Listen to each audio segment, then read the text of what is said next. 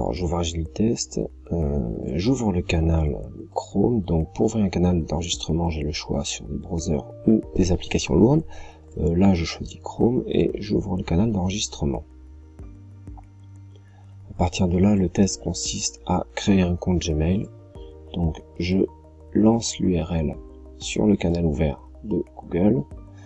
Ensuite, je vais cliquer sur ce bouton qui est déjà enregistré. Si je clique sur la loupe ici, ça me montre bien que c'est bien ce bouton.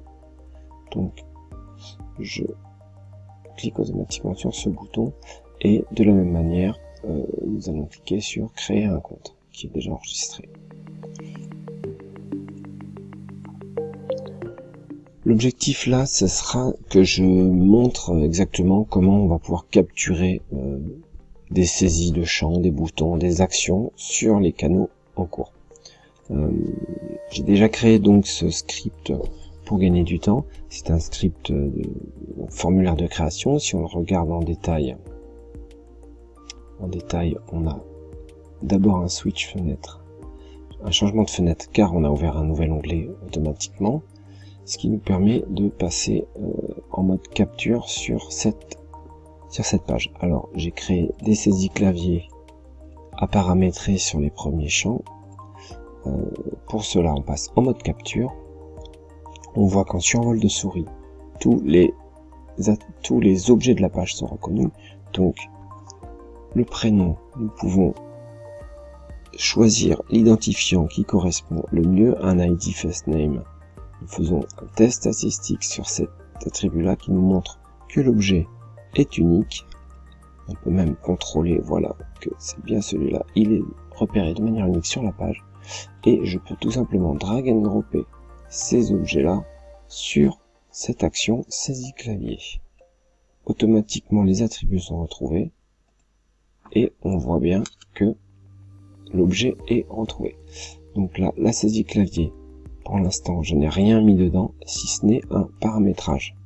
Je vais vous montrer à quoi ça sert ensuite, c'est pour la variabilisation du test. Donc, le contenu de la saisie sera automatiquement rempli. Toutes les saisies clavier, c'est le paramètre 1, le paramètre 2, le paramètre 3, 4, et une 5e ici. Voilà. Alors, deuxième saisie clavier, ce sera sur le nom. J'enregistre, je repère ce champ de manière unique. Tout à fait, parfait. Et je drag and drop sur ce champ. Nom utilisateur. Pareil, on fait la capture rapidement. Le username est un ID unique. C'est très bien. Et on drag and drop. Très bien. Ça dit clavier du champ suivant qui sera le mot de passe. Donc cela, je les ai déjà enregistrés pour gagner du temps. On voit que si je les repère automatiquement, il nous montre que c'est le mot de passe. Et idem sur le champ suivant.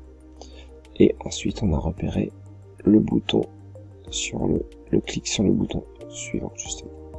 Très bien, je vous montre à quoi correspondent ces paramètres. Le sous-script que nous venons de créer est déjà variabilisé avec la première manière de variabiliser un script, c'est-à-dire que on ajoute des paramètres 0, 1, 2, 3, 4 qui sont automatiquement. Alors, si je sauve ce que nous avons fait, je ferme ce script, on voit que là les saisies clavier sont encore vides. Mais si je le lance à partir d'ici, la variabilisation sera prise en compte et donc le contenu est envoyé. On peut voir que le dernier paramètre 5 n'est pas rempli, tout simplement parce que il n'y a pas de paramètre 5 ici. J'en ajoute un nouveau pour mettre un numéro de téléphone, un numéro de téléphone quelconque qui va nous permettre de le renseigner automatiquement. Donc là, c'est une variabilisation très simple.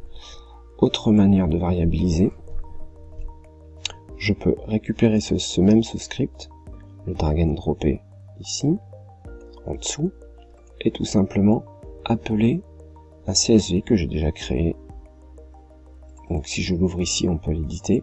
On verra que toutes ces données-là peuvent être envoyées directement. Je vais rajouter une colonne car on n'a pas le numéro de téléphone ici. Voilà. Je sauve. Donc ça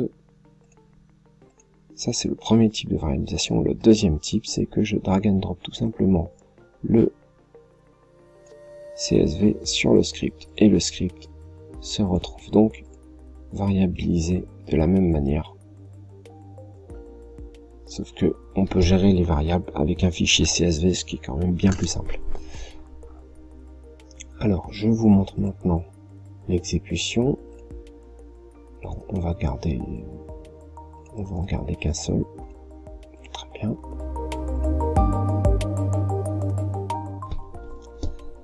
Voilà. J'exécute. On voit que la donnée est rentrée. Je peux arrêter le mode capture. Le nom est rentré. L'email. Le mot de passe. Et là on va cliquer sur le bouton qui nous charge la page suivante. Valider le numéro de téléphone. Donc là, j'avais déjà enregistré ce champ là, comme on peut le voir, et on le rentre. Nous cliquons sur le bouton suivant qui arrive à la fin de notre test. On ne pourra pas confirmer la validation de ce numéro évidemment, mais je peux quand même rajouter une étape de vérification pour vérifier qu'on est bien arrivé à cette étape dans le test. Alors je vais récupérer ce texte là, il est unique sur la page, très bien, et je vais vérifier. Alors si je regarde les propriétés de cet élément là, je vais juste vérifier qu'il apparaît sur la page. Alors c'est un type texte, donc très bien. Je vais vérifier que le texte de cet élément là va bien afficher la valeur, valider le numéro de tel. Très bien. Et si je check, l'action est une réussite. Très bien. Et dans ce cas-là,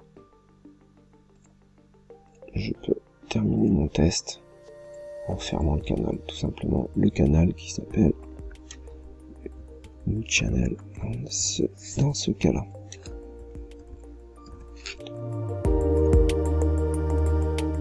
Et je peux terminer la capture et fermer le channel. Très bien, je sauve tout, et là si je le lance, exécuter, le canal s'ouvre, on clique sur les boutons prévus, le formulaire est rempli selon la variabilisation en place. On valide les pages, on remplit le numéro et il y a le check de la valeur. Parfait.